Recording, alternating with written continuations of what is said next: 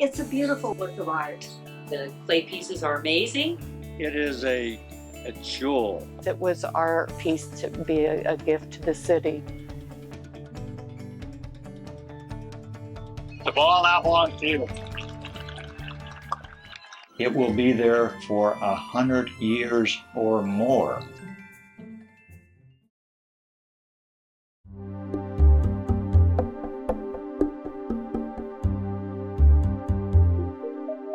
The effort spanned about 4 years. It was gifted to the city in 2003.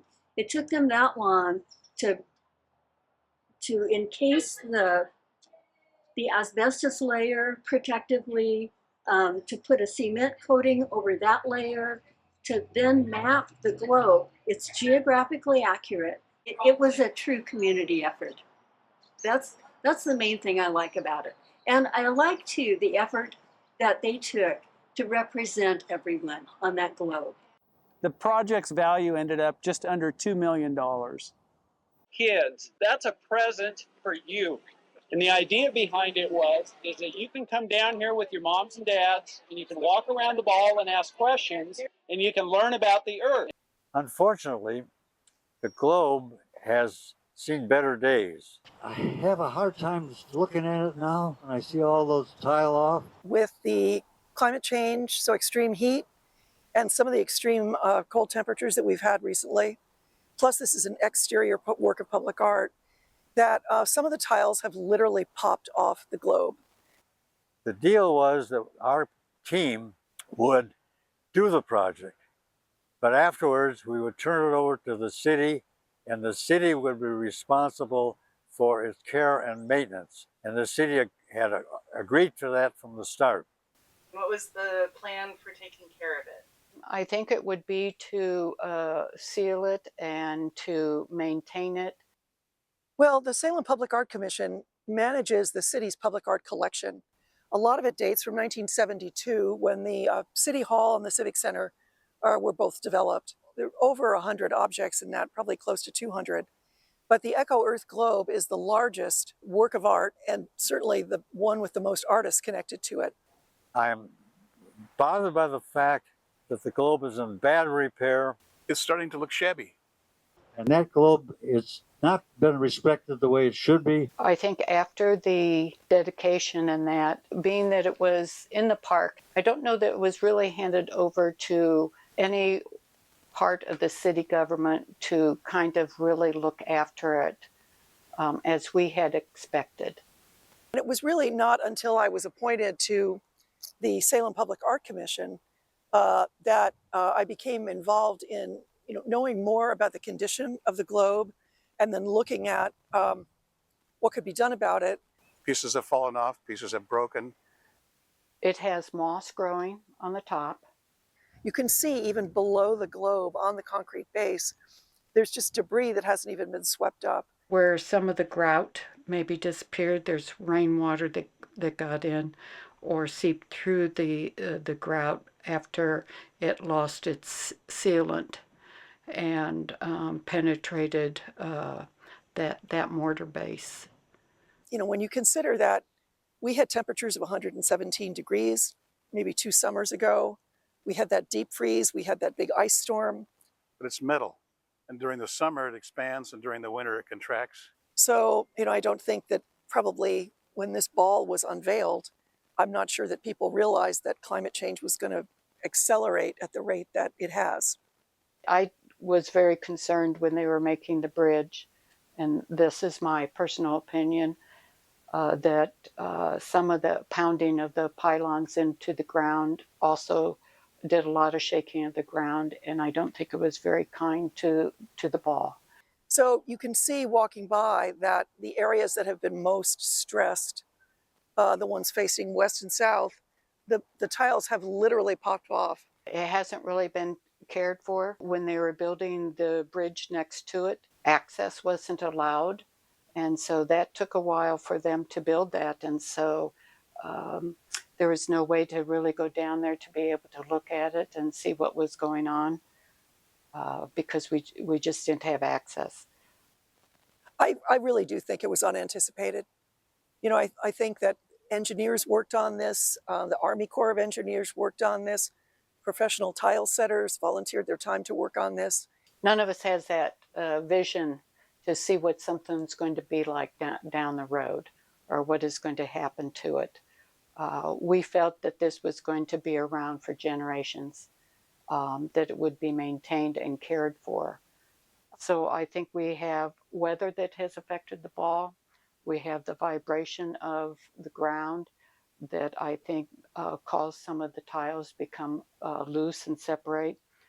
I think there's been a lot of deferred maintenance, and that has contributed to things falling off and breaking maybe a little bit more aggressively than they might have if the globe had been cleaned properly and gently before now. It should be taken care of. We have more pride in that. There'd be cities in Paris that would like to have this thing, and New York City and Chicago. When you talk about Salem, it's on all of the marketing. This park was supposed to be the gate, the front door to the city. You know, as all of us realize as we walk here, this is the city's flagship park. It is beautifully developed. It's beautifully landscaped. It's connected by the Peter Courtney Bridge to the wilder and also beautiful Minto Brown Island Park. It connects to the bridge that goes over to West Salem. Soon there will be a new trail coming from Mirror Pond and the Civic Center over to Riverfront Park. And you can just see that this ball is at the nexus of so many of those connections. It's just, when you take a picture of one, you get them all. And to have this looking rather ragged is not the image that we would hope to share with the world. This is a major asset to the world of art and to our community. I also suggested to the city that the city declare the Echo Earth Globe a landmark. And so I prepared some of that material, which went to the Landmarks Commission and ultimately to the City Council. So this globe is now officially a landmark, which is an important physical structure within city limits. And it's been really interesting trying to repair the thing. It's been very sad to see that some of the icons have fallen off, hit the ground, and then broken. So Mary Heinzman, who was one of the project coordinator back in the original development of this project, is working with a cohort of artists to try to replicate those icon tiles. I approached some of the artists and I said, your piece fell off, we're missing some of those pieces and they can't be mended, and would you like to recreate your piece? And they said yes. And so I've been working with some of the artists and some of the high school students to recreate. For whoever does the restoration, we do have the documentation for them that should make it easy. Public Art Commission advocated for an assessment by professional art conservators, people who deal with things on this architectural scale. The conservation reports that we've had have suggested two things. One, reapplying the mortar that holds the tiles on, and probably having that professionally done as opposed to a community effort, because it's been acknowledged that I guess this mortar has a certain time frame where it can be effective at setting up. And if you're too soon and you're too late, the mortar is not as effective. So really paying attention to that. The tiles that did come off has mastic on the back that did not separate from the tiles. The separation was between the mortar and the base mortar. Both of those conservator reports have also said there needs to be an agreed upon maintenance plan. So definitely not allowing the equivalent of moss, algae, scum, stuff like that, just not letting those living organisms latch and then grow. We have several suggestions for remediation and budgets that go along with them. I mean, the budget was about, I would say, it started out at less than $500,000. This ball is part of the park, and it's always going to reside in the park. And the Park Foundation helps with all of the parks. And so they do a lot of fundraising. And so I had approached them to look at trying to raise funds and take that project on. The Salem Parks Foundation volunteered to raise $300,000. Raised $300,000 Parks Foundation, and the city was going to pay another $100,000 to have it installed. We've met our agreement in fundraising for Eco Earth, and unfortunately, the estimate on improvements and the cost has risen a lot. At the time, when we first started the raising money for restoring the Eco Earth thing, the bill was going to be $400,000. Well, then that was 6 years ago, and now there are new rules, and there's asbestos in there, and so that has to be. It can't be encapsulated anymore. It has to be removed, and so that adds another million. So it's 1.4 million. So, oh my goodness, that's way beyond a bunch of volunteer, old volunteers. This is the capital of Oregon. The state should be wanting to honor a commitment to this project as well. There isn't agreement yet about what is the right route. But I do think that letting this go would be a tragedy. And when you think about how the demographics of Salem have changed over the years, there's all of the people in Salem are represented here. Even when we had the city's collection appraised, this work was deemed so unique that it couldn't be, a value could not be placed on it because its value is just kind of infinite. It's a one-of-a-kind type of globe that is educational, and it's a testament to all of our cultures and our differences. And I think that it needs to be restored because it reflects who we are as a world, that we have a lot of diversity, and we should celebrate that diversity. I and many other people feel that the time is now to really address this. It's really become a vital part of Salem's recreational opportunities. So when you think about people coming to our capital city, they can explore this beautiful. We have a brutalist city hall, famous architecture term. They can walk over here. They can see this Eco Earth globe. Maybe they can go to a performance. They can look at the Willamette Slough. They could run across, bike across, take their kids across, get into the wildness of Minto Brown. And then the Eco Earth, I think it's great because it's done by kids, the community. And I've seen the new tiles that they've created in school. So it's wonderful. I hope they do refurbish it and make it a sight to see here in Salem. It's the most unique feature of the park. The fact that it's here next to that bridge now and it's visible from quite a distance, I think that's fascinating. A whole representation of our earth with the people and the animals. The kids love it. They just rush up to see it. It's a beautiful work of art. Every time I look at it, I just am amazed all over again, and it makes me feel good. It adds something that nothing else can touch. So hopefully it'll be there another 25, 30, 40 years. Oh, forever. Or forever, long after I'm gone. Well, there's not another thing like it in the world that I know of. It's a one-of-a-kind piece, and I think it's very important that we keep it maintained after it is restored, just because it is such a unique piece.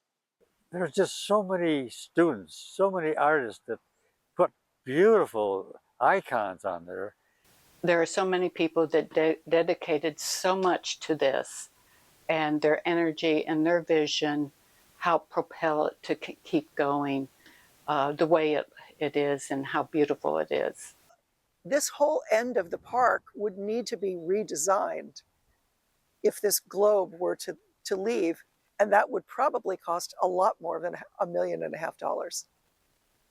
I'm advocating that somebody in Salem, because I'm 92 years old now and I'm living in Portland, but somebody here should start a petition and to push the city council to come up and get some money to fund this, to restore it to its full glory. work with the state and try to get a grant. Well, I think it has to be something that's assumed by a larger body. Maybe lobby the city councilors. Other cities have maintained and cared for their artwork. The carousel, they're able to maintain and take care of the carousel horses. They bring them back and they work on them.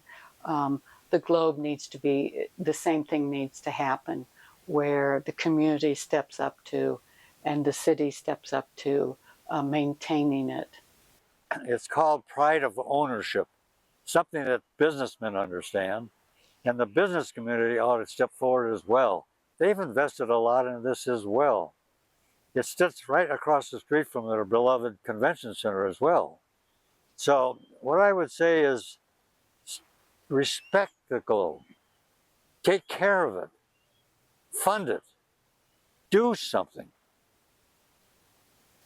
In the future, once it's recreated or, repaired, I think there has to be either yearly or bi-yearly maintenance done on it, just to make sure that things are not coming off or allowing the moss or the grass wanting to try to grow in it. Clean it in such a way that doesn't damage it. Sometimes, it's a matter of just light wash. We live in an environment, we have moss, whether we like it or not. And so that north side really likes moss on the globe. And so I think just as we protect our roofs from moss, we have to do that with the globe also. The city of Salem owns this giant community art project. It's in the public art collection. It has been designated a landmark. So they're really in charge of, I would say, allocating resources to preserve it and to rebuild it if it needs to be rebuilt, which it definitely needs conservation, professional conservation. The Parks Foundation moved the money into a big banknote, so it's sitting there waiting. And now they have said to the city, okay, when are you stepping forward? So I think a lot of us are looking forward to that answer. So I would hope that they would restore it and maintain it for many, many, many, many years so that my great-grandchildren can come and see it, and other artists' children, and everybody. It's now maybe $1.4 million. So it's a different conversation in terms of money to be raised and money that the city might, put on the table. And I do know that we have people in the community that will step up. The total cost was about $1 million. We figure it was around a little bit over $1 million. So a lot of all that was donation.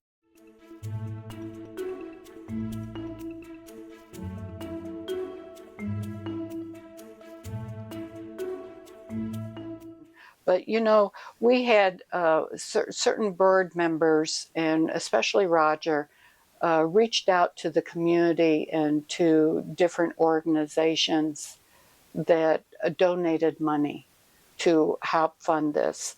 And so I do have a list of some of those. It would be the presidents of 4 neighborhood associations and the chairs of 4 business associations. And we called Team Riverfront. They came together. They raised over $1 million for this park. They can do it again. We can get that type of involvement again where the community can step up. It's a matter of, I think, asking people to help, and I think that people will come step forward and help. We're asking for the city, maybe other nonprofits, to join us and support the rehabilitation of this iconic piece of art in City of Salem. There are many ways that people in Salem can support the Echo Earth project. That this project needs help, and people can't just sit around and talk about it.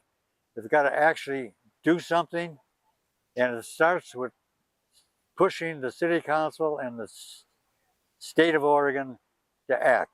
There's many ways to volunteer, whether it would maybe donations or helping to bring awareness.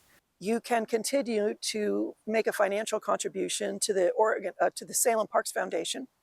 Contacting others to help donate. If you do make a gift to the Salem Parks Foundation, you can match that gift with a gift to the Oregon Cultural Trust, which is a statewide cultural funding mechanism that qualifies you for a tax credit from the state of Oregon. You can also follow the Salem Parks Foundation on Facebook and Instagram for updates and for the connection to their website. Through word of mouth. You can take a selfie in front of the globe. Lots of people do. I rarely come down here where I don't see family groups taking pictures.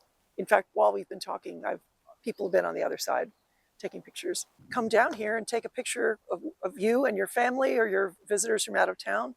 Maybe you're standing in front of a continent where your ancestors came from or where your family came from, and post your own post on social media. Sharing this video. You can come to a meeting of the Salem Public Art Commission. Those meetings are the second Wednesday of every month. You could provide public comment by sending an email or coming in person to say that, I think this is important. A lot of heart and soul went into this project, and it would be nice if we could get this restored and maintained.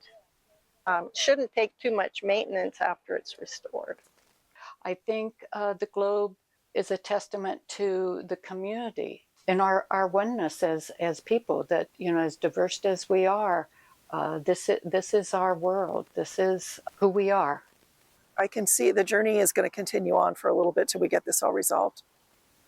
Well, there is a time capsule inside of it, and someday when they open it up, I think they'll be able to be proud of the fact that that day this globe will be fully restored.